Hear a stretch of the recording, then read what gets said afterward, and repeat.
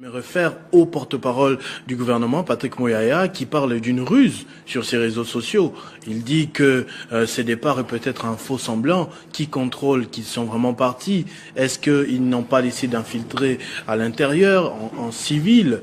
Qui a compté combien ils sont arrivés et qui compte combien ils partent? Non, au moment où nous tenons cet entretien, je peux vous rassurer que déjà les Wazalendo sont déjà dans la ville d'Uvira. On attend l'arrivée des FARDC et de la PNC et aussi de l'administration civile.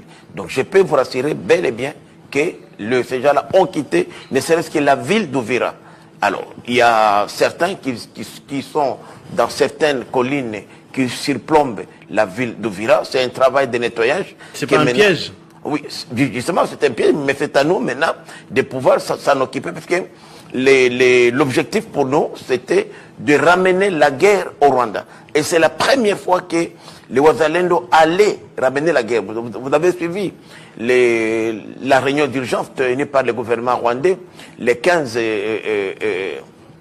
de ce mois, le lundi, de 9h à 12h, où le gouvernement rwandais a déclaré publiquement qu'ils étaient menacés par les Wazalendo qui voudraient ramener l'insécurité au Rwanda. Et c'est ça, en fait, la stratégie.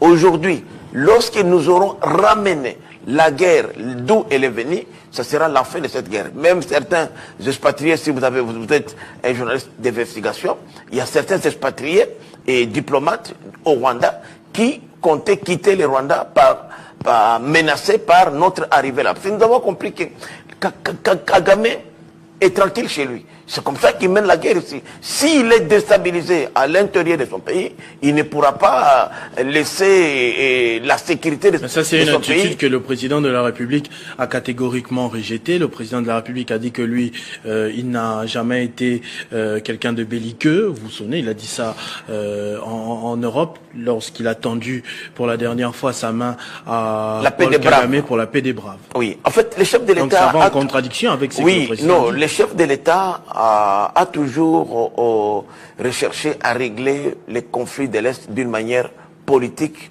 et diplomatique. Il n'a jamais cherché à recourir à la guerre. Mais l'adversaire qui est face de nous n'attend qu'un seul discours, malheureusement, le discours de la guerre. C'est ainsi que nous avons dit